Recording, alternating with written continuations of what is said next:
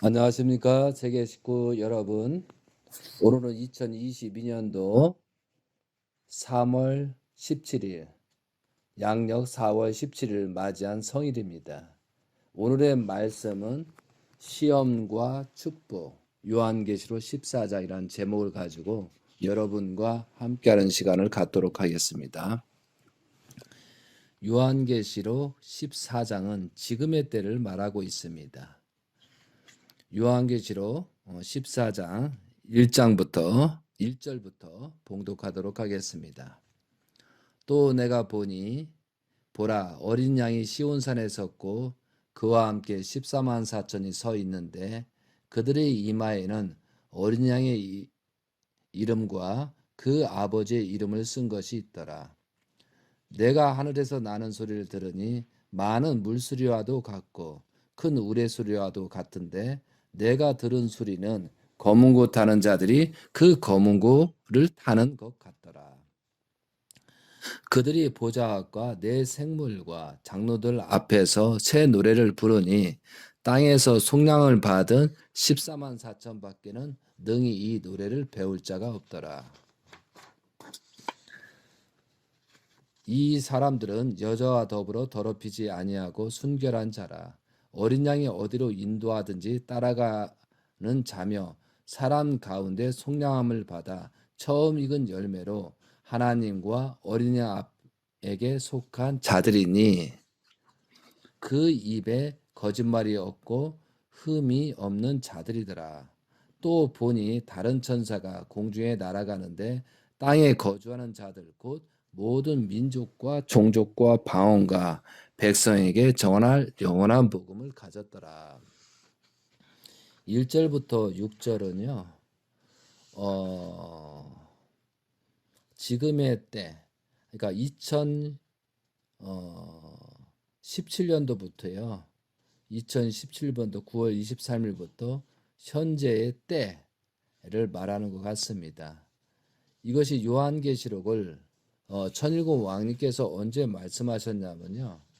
2017년도 4월 6일 날 그리고 2017년도 10월 18일 2018년도 6월 26일 2019년도 10월 16일 2019년도 12월 6일 날 그때 말씀을 하셨습니다.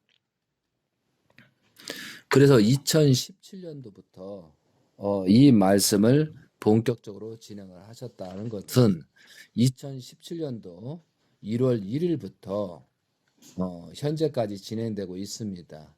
그거와 마찬가지로 자 3절에 그들이 보좌 앞과 내 생물과 장로들 앞에서 새 노래를 부르니 땅에서 속량함을 받은 14만 4천 밖에는 능히 이 노래를 배울 자가 없더라. 14만 4천은 12수 완성을 얘기하는 겁니다. 그리고 14장 4절에 이 사람들은 여자와 더불어 더럽히지 아니하고 순결한 자라. 어린 양이 어디로 인도하든지 따라가는 자며 사람 가운데 속량을 받아 처음 익은 열매로 하나님과 어린 양에 속한 자들이더라. 처음 익은 열매가 누구라고요? 천일국 왕님을 얘기하는 겁니다. 그 입에 거짓말이 없고 흠이 없는 자들이더라. 아버님께서도 그렇게 말씀하셨습니다. 재림 예수님께서도 나도 흠이 있다. 결혼을 몇 번 했다. 세상에 보면 볼 때는 흠이 된다. 그리고 내 자녀들 중에 다 흠이 있는데 내 막내 아들 흠이 없다. 한 번도 그 막내 아들한테 꾸짖거나 화내거나 때린 적이 없다. 한 번도 그 아들을 때리거나 꾸짖고 한 적이 없다. 그러면서 아버님 말씀 중에 다 흠이 있는데 내 아들 중에 아들 딸 중에 흠이 없는 막내 아들이 흠이 없다. 무서운 사람이다. 영계를 안다. 8개 국어를 할 수 있다. 이제 그런 말씀을 하셨잖아요. 그거와 마찬가지로 요한계시록 14장 5절의 말씀이 그거입니다.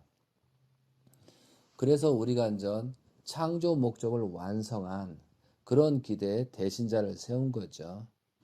그런데 2009년도, 2008년도 4월 14일, 3월 13일, 4월 18일 날 대신자로 천명했습니다.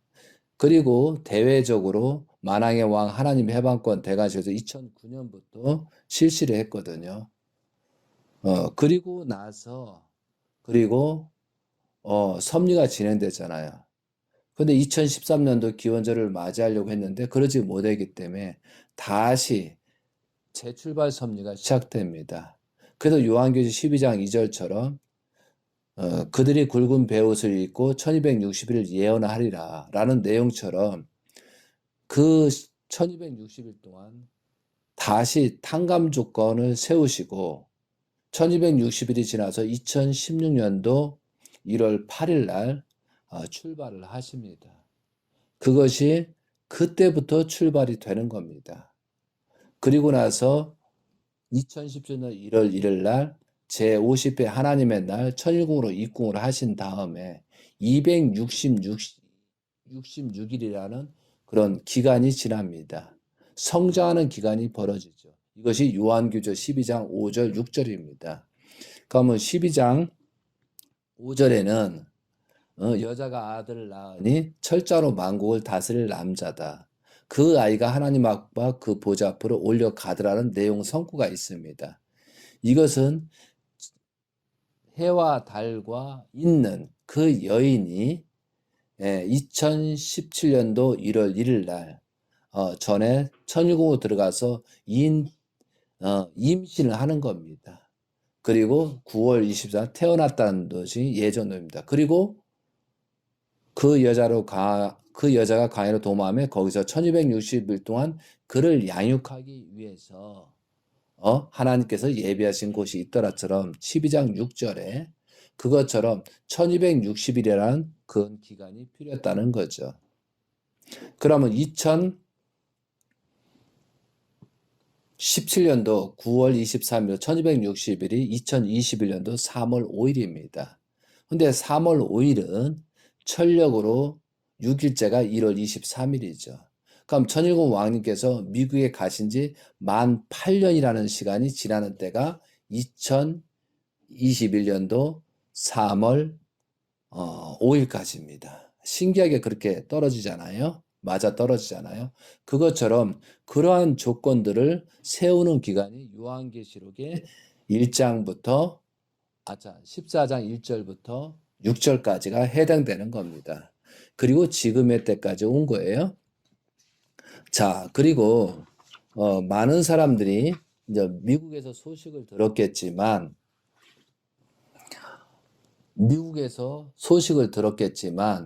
천일국 왕님께서 한국과 일본을 방문하신다라고 순례하신다라는 내용을 듣고 있습니다. 그러면 이것이 추수의 때가 되고 마지막 때가 될 수 있다는 거죠. 그런데 하나님께서는 시험을 하시고 축복을 주십니다. 그럼 한국 정세를 봤을 때 지금 시험을 받고 있고 심판의 때인지 아니면 축복인지 여러분 스스로가 구분을 하셔야 된다는 거죠. 그리고 요한계시록 14장 7절을 보겠습니다. 그가 큰 음성으로 이르되 하나님을 두려워하며 그에게 영광을 돌리라. 이는 그의 심판의 시간이 이르렀으니 하늘과 땅과 바다와 물들의 근원을 만드신 이를 경배하라 하더라. 지금 심판의 시간이 이르렀다는 거죠. 그럼 여기서 심판을 받는 자와 또한 축복을 받는 자 두 부류가 생깁니다. 근데 심판을 받지 않고 축복을 받기 위해서는 그가 큰 음성을 이르되 천일국 왕님께서 말씀하시되 하나님을 두려워하라. 그에게 영광을 돌리라. 이는 그의 심판의 시간이 이르렀으니 그럼 영광을 돌리지 않는 사람은 심판의 대상이라는 거죠. 그거와 마찬가지로 지금 우리 때가 지금 이렇게 마지막 때에 처해져 있습니다. 이걸 말하는 거예요. 근데 심판의 대상자가 누구냐? 14장 8절부터 말씀하는 겁니다. 또 다른 천사 곧 둘째가 그의 뒤를 따라 말하되 무너졌도다 무너졌다 큰 성 바벨론이여 모든 나라에 그의 음행으로 말미암아 진노의 포도주를 먹이던 자로다 하더라. 이게 청평에 2013년 1월 13일도 잘못된 성주를 통해서 가정연합을 지칭하는 거다 이거죠. 그럼 가정연합을 통해서 악령 역사가 시작되는 것이 430대 조상해온 축복식이라는 거죠. 청평의 잘못된 축복식. 그러니까 조상들까지도 영적, 육적으로 그렇게 엮어서 섭리를 사탄의 섭리가 진행되고 있다는 것을 말하는 거예요. 이것이 거기에 소속된 자는 문제가 생긴다라고 또 써 있는 거예요. 자, 14장 9절. 또 다른 천사고 셋째가 그 뒤를 따라 큰 음성으로 이르되 만일 누구든지 짐승과 그의 우상에게 경배하고 이마에나 손에 표를 받으면 그도 하나님의 진노의 포도주를 마시리니 그 진노의 잔에 섞인 것이 없이 부은 포도주라 거룩한 천사들 앞과 어린이 앞에서 불과 유황으로 고난을 받으리라. 그러면 불과 유황이 어디예요?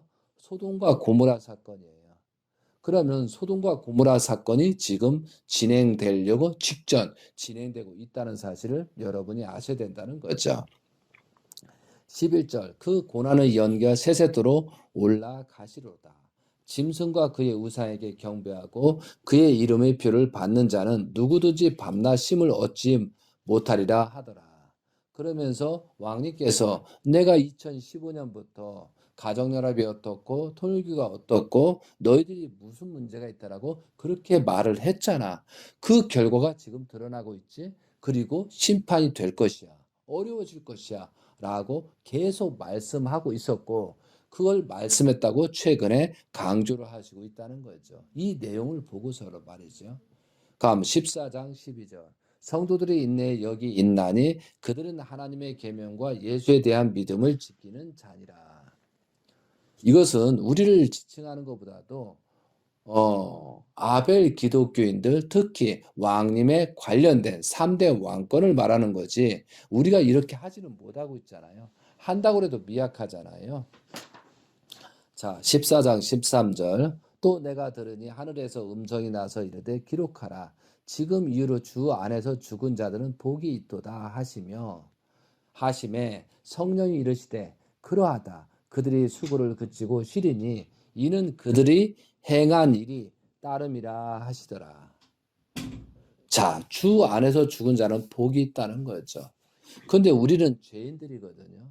아버님 성화하고 지금 10년차 귀일년이 오고 있습니다. 그리고 또 여러 가지가 귀일년을 지금 맞이하고 있어요. 그러면 새로운 시대에 새 포대에 새 포도주를 담으려면 이 새 자루를 바꿔야 되잖아요. 헌 자루를 바꿔야 하잖아요.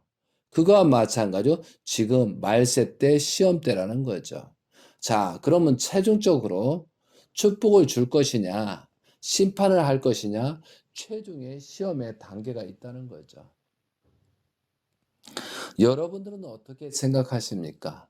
그리고 지금 한국에 오신다, 일본에 간다, 세계를 순례하신다 이것은 요한계시로 14장부터 진행되는 일을 하시겠다는 거죠. 그러면 하나님의 죄를 쓴 대신자께서는 어떻게든 한 사람이라도 구하고자 축복을 해주고자 지금 진행하려고 하신다는 거죠. 그러면 그동안의 정성과 그 조건을 세우고 왜 이때부터 하냐? 자, 2008년도 4월 18일 양력으로 철력으로 3월 13일 그때부터 7년 그리고 그때부터 7년 14년 소생기 장성기가 끝나는 날짜 완성기가 출발되는 날짜가 2022년도 3월 13일 4월 13일부터 출발이 됐다 이거죠. 자, 그거와 마찬가지로 지금 출발이 됩니다. 자, 그리고 아버님 성화한 것이 2012년도 7월 17일 양력으로 9월 3일입니다. 그럼 만 10년이 된 그 10주년이 된 때가 2022년도 10주년이 되면서 2022년도 8월 14일, 7월 14일. 이때가 엄청난 전환점이 되고, 또한 하나님께서, 아버님께서 기원절을 출발하였던 2013년도 1월 13일 출발을 하려야 되거든요. 그러면 2013년도 1월 13일 출발을 못했기 때문에 다시 기일년 2023년도 1월 13일 출발을 해야 되거든요. 그러한 2023년도를 출발하기 위한 지금 전초전이라고 봐야 되겠죠. 그랬을 때 모든 것을 선과 악을 정리하고 시험과 심판의 때라는 거죠. 자, 그러면은 시험은 누가 하느냐? 하나님이 하시고 사탄이 할 수 있습니다. 그렇기 때문에 지금 여러분들이 잘 생각해야 된다는 거죠. 자, 유교 사변이 생기고 나서 가장 신앙자가 많고 회개하고 용서를 빌고 그러면서 재출발했던 그런 사건들이 있거든요. 가장 환란이 왔었을 때 가장 신앙으로 돌아가고 하나님을 부르짖고 하나님을 붙들고 출발하고 애절한 마음으로 출발하는 회개와 통곡의 역사가 벌어지잖아요. 그런데 한국의 대통령이 불행인지 축복인지 그래도 종교를 탄압하지 않는 대통령이 지금 당선이 됐어요. 그런데 한쪽에는 그 사람이 당선이 됐으면 종교를 탄압을 하거든요. 왜? 중국과 연결되어 있기 때문에. 그렇게 한다고 또 선거에 공약을 했거든요. 자, 여기서 지금 심각한 문제가 있을 수 있다는 거죠. 여러분, 심판에 전후해 가지고요. 가장 조건이 좋은 상태가 되거든요. 소돔과 고모라 심판하기 직전에 세상적으로 보면 굉장히 부유하고 굉장히 여유가 있고 굉장히 풍족하고 굉장히 복된 자리의 기간이었거든요. 그리고 한순간에 심판이 벌어졌거든요. 만약에 한국의 대통령이나 모든 조건이 안 맞아서 지금과 반대로 됐었을 때는 굉장히 종교적으로 타협되고 종교들은 억압을 받을 거란 말이죠. 근데 지금 그렇지 않게 생겼어요. 그러다 보니까 회개와 용서 받는 방법이 잃어버리고 있고 왜 환란이 없고 그런 고난이 없다 보니까 태평성대로 누리고 행복을 추구하려고 하고 있는 이런 위험한 순간이 있다는 거죠. 여러분 이 말을 들으면서 지금 우리는 하나님한테 사탄들한테 엄청난 시험을 받는 기간에 있다는 사실을 느낄 수 있는 사람들은 살 거고 느끼지 못한 사람은 엄청난 심판의 대상이 될 수 있다는 것을 말씀을 드리고 싶습니다. 여러분이 통일교에 왔든 가정연합에 왔든 고난권에 왔든 무엇을 하셨나요? 얼마나 하셨나요? 정말 목숨과 바꿀 수 있는 만큼 하셨나요? 이걸 우리가 깊이 생각해야 된다는 거죠. 자, 복귀선민은 동시성입니다. 2009년부터 만왕의 왕 하나님 해방권 대가 출발을 하거든요. 요셉이 총리 대신 되면서 7년 풍년, 7년 흉년처럼 똑같은 전철을 지금 받고 있다는 거죠. 2019년부터 2020년도까지 7년, 그리고 2016년부터 출발 섭리를 하시거든요. 요한계시록에 나오는 12장 2절 3절에 나오는 굵은 베옷을 입고 1260이 지난 다음에 출발을 하는 거예요. 천일국 왕님께서. 그때부터 2016년부터 현재 2022년도까지 7년이라는 기간이에요. 마지막 심판 때 문에 걸려져 있다는 거죠. 근데 마지막 심판 때가 끝나고 아버님 빠르면은 8월 14일 기원절부터 기일년 출발할 것이고요. 2023년도 다시 기원절을 찾아 세우고 실체적인 그 기대를 세우거든요. 그것을 천일국 왕님께서는 테네시에서 준비를 하시고 있는 것 뿐이거든요. 그런데 우리가 당장 죽을 수밖에 없는 우리 입장에서 지금 여러분은 어떻게 생각하고 있느냐 이거죠. 제가 겁을 주려고 하는 것도 아니고 여러분 생각은 복귀섬유의 중심이라고 하면은 생각을 깊이 해야 된다는 거죠. 멍해지잖아요. 뭔가 좋아질 것 같은 느낌만 들잖아요. 특히 천일국 왕님이 오신다고 하니까 우리한테 복을 주러 오신다. 축복을 주신다. 그 생각만 하고 계신가요? 아니면은 모든 것을 정리하고 출발하시기 위해서 오시는 거냐? 이 두 가지 중에 하나의 답이 있잖아요. 여러분은 어떻게 생각하세요? 그리고 모든 탕감 조건을 세우시고 승리적인 조건에서 새롭게 출발하기 위해서 등장하거든요. 근데 원래는 돌아가서 2016년도 1월 8일부터 출발 섭리가 돼야 되는데 그때 출발하게 되면 다 죽게 생겼거든요. 그러니까 3월 1일부터 2015년 3월 1일부터 말씀을 시작하고 또한 책임자를 세우면서 새롭게 너희들이 이런 문제가 있다라고 지금 말씀하는 것처럼 똑같은 전철을 지금 받고 있다는 거예요. 2022년도 7년 마지막 때. 그러면 우리가 이런 것을 알면서 어떻게 할 것이냐. 남이 어떻게 하겠지. 나는 따라가는 그게 아니고 여러분 자신은 어떻게 할 것이냐. 어떻게 했으면 좋겠고 어떻게 맞이했으면 좋겠고 어떤 조건을 세울 것인가가 중요하다는 거죠. 자, 지금은 굉장히 2022년도 7년 마지막 흉년차 가장 위험한 때라고 그러거든요. 근데 여러분 마음은 어떻게 하세요? 그럼 마지막 시험이 들어가요. 마지막 시험이 들어갔을 때 여러분이 거의 다 걸릴 것 같아요. 걱정입니다. 이랬을 때 나는 어떠한 입장에 취할 것이냐. 소돔과 고모라의 사건을 계속 읽어보시며 여러분은 심판의 대상인지 놋과 같이 놋과 가족처럼 구원을 받을 대상인지 한번 체크해보라 이거죠. 첫 번째, 소돔과 고모라는 음란입니다.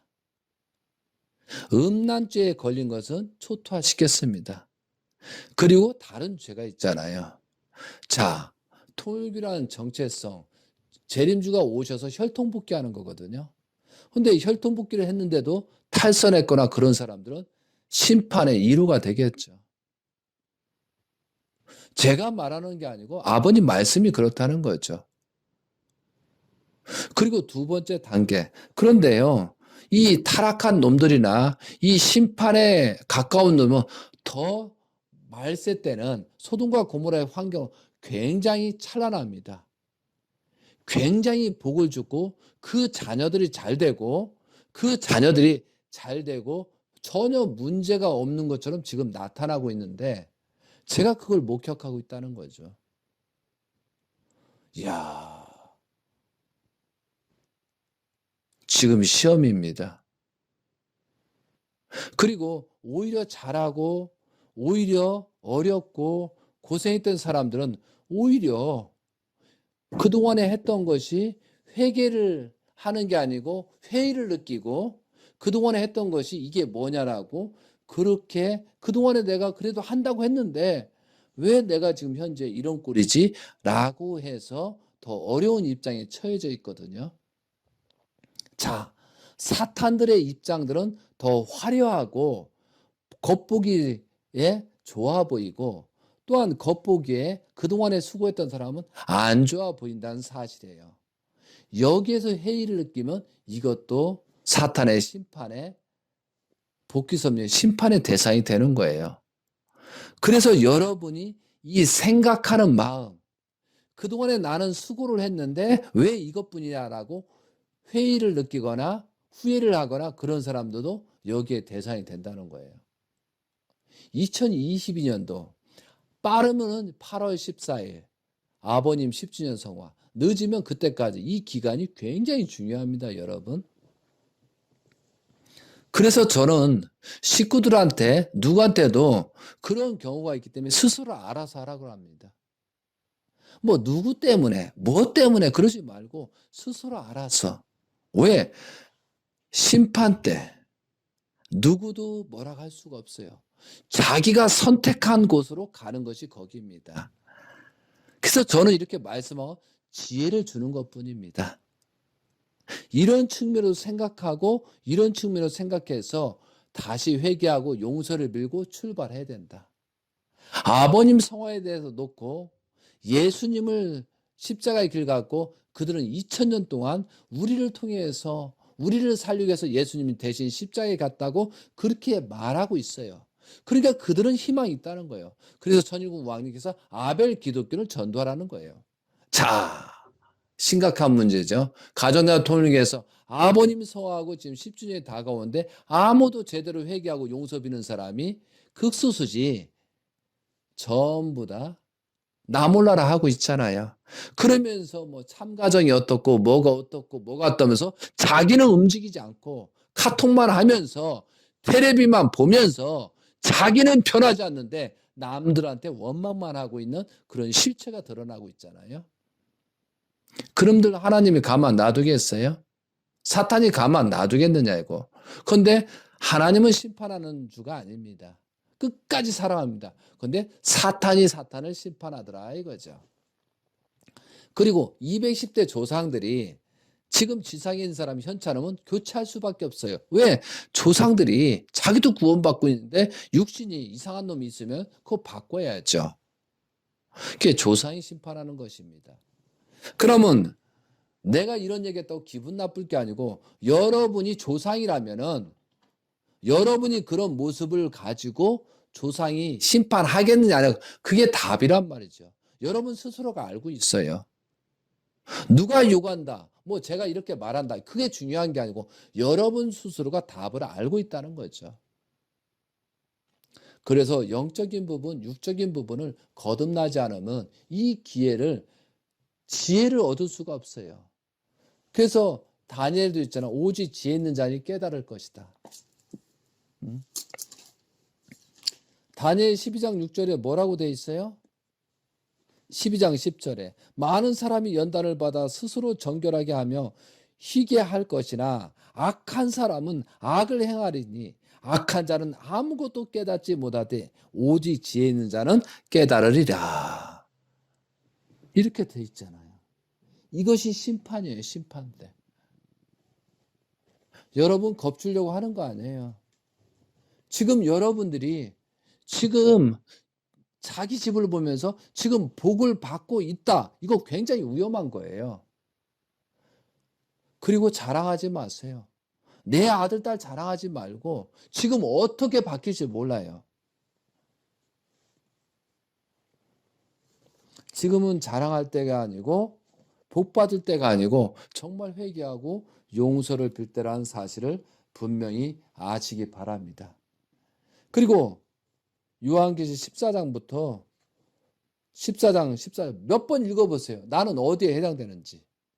그렇게 해서 여러분이 기대를 세웠으면 좋겠습니다. 많은 것이 새롭게 변화가 생기고 있습니다. 많은 것이 역사가 벌어집니다. 제발 부탁하는데 나를 중심 삼고 내 누시를 통해서 왔던 그 타락성 근성을 가지고 다른 사람을 평가하거나 다른 사람을 심판하거나 다른 사람을 비난하지 마시기 바랍니다. 뭐에 중점을 주냐? 나는 어떻게 하고 있고 내 가정은 어떻게 수습할 거고 내 종족들은 내 영계에 있는 조상들은 어떻게 수습할 거 거기에 관점을 가져야 된다는 거죠. 그것이 다 되면은 남들 탓해도 안 되지만 그때 2차적으로 들어가라 이거죠. 죽고 사는 문제는 내가 어떻게 생각하는지를 걸려져 있다는 사실을 아시기 바랍니다. 지금은 시험의 때입니다. 그리고 축복의 때입니다. 이때 생각을 잘못하고 이때 판단을 잘못하면 그 종족은 사라질 수 있습니다. 이때 잘하고 이때 회개하고 용서를 빌고 출발하면은 축복이 벌어질 것입니다. 천일국 왕님께서 회개와 용서라는 개념을 주셨죠. 스스로 알아서 회개할 줄 알아야 된다. 스스로 회개를 할 줄 알아야 거듭날 수 있다라고 되어 있습니다. 정말 요한계시록에 보면은 하나님의 예정이 다 기록되어 있습니다. 더욱더 놀라운 것은 천일국 왕님, 문영진 천일국 왕님께서 이 요한계시록의 말씀대로 그 시기와 기간이 정확하게 섭리를 진행하고 있다는 것이 제가 놀라고 있습니다.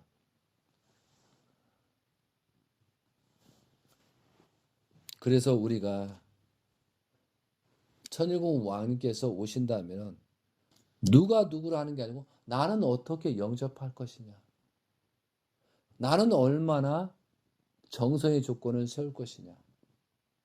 그리고 지금 왕님께서 어떠한 입장으로 오시는가. 그 희생을 감수하면서도 한 사람이 찾겠다고 지금 오시는 입장이라는 사실을 우리가 알고 영접할 줄 알아야 된다는 거죠. 모든 것을 투입하시고 모든 정성의 기대를 가지고 우리를 구하시러 오신다.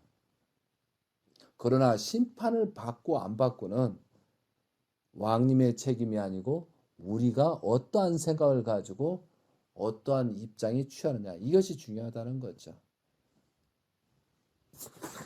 왕님이 오셨다가 또 돌아가시겠죠. 그랬을 때 후회 남지 않는 그런 모습으로 우리는 살아야 된다는 거죠. 저는 지금 말씀을 못 드리지만 어느 정도는 왜 이런 때 출발 섭리를 하시고 한국에 방문하시고 일본에 방문하시고 세계를 순례하신다고 할까? 요한계시록 14장을 말하는 겁니다.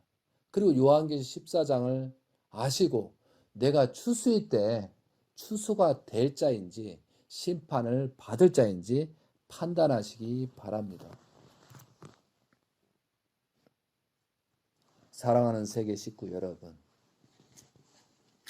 많은 사람이 무지하기 때문에 무지한 가운데 심판을 받고 영계로 입문합니다. 살아있는 자체도 심각한 겁니다. 그런 입장으로 여러분이 거듭나시기 바랍니다. 그리고 거듭난 다음에 누쉐리 하지 못한 아담과 하와를 사랑하지 못하고 역주관하고 또한 아담하와는 주관을 받았고 또한 그들은 번식을 했습니다. 이것을 어떻게 탕감 조건을 세워서 하나님의 실체이고 창조 목적을 완성한 대신자이신 천일국 왕님을 누쉐리 하지 못한 것을 어떻게 탕감 조건에서 모시고 섬기고 할 것이냐, 여기에 초점을 갖습니다. 하나님이 가장 기뻐하시는 것은 내 아들, 딸을 사랑하는 것입니다. 그거와 마찬가지로 누쉐리 하지 못한 내용들을 우리는 어떠한 조건을 세워서 갈 것이냐. 우리는 지금 아버님 성화로 살아있는 자체가 축복입니다. 언제 죽을지 모릅니다. 그러나 살아있는 자체가 기회가 있으니 이 기회에 있는 간 최선을 다해서 회개와 용서를 빌고 또 정성을 들이면서 나의 문제점이 무엇인가, 또 우리 종족들을 어떻게 구할 것인가 생각하는 여러분이 되시기 바랍니다. 가장 축복을 받았던 예수님 시대에 가장 비극적인 현상이 생기잖아요. 가룟 유다, 베드로, 야고보, 요한, 그들이 최후가 어떻습니까? 세례 요한이 최후가 어떻습니까? 사가랴가 성전 옆에서 맞아 죽었습니다. 엘리사벳이 허무하게 자살했습니다. 세례 요한은 못배임 당했습니다. 예수님 시대에 그러한 사건들이 있거든요. 그럼 우리는 누구한테 해당될까요? 정말 왕님을 영접한다는 사람, 왕님을 지킨다는 사람들이 지금 제대로 하고 있습니까? 저도 그런 생각을 하면서 조금이라도 조건이 되려고 지금 노력하고 있는 것뿐입니다. 그거와 마찬가지로 여러분이 스스로 자가 진단하시기 바랍니다. 그리고 이 심판 때 위기를 잘 넘기시기 바랍니다. 우리는 엄청난 축복과 희망과 시험의 때를 맞이하고 있습니다. 그 생각을 하시면서 주의를 또한 앞으로 되어질 일을 생각하면서 출발하시기 바랍니다. 하나님의 축복이 여러분의 가정에 임할 수 있는 그런 성전이 되고 문이 되고 여러분이 되시기 바랍니다. 감사합니다. 아멘.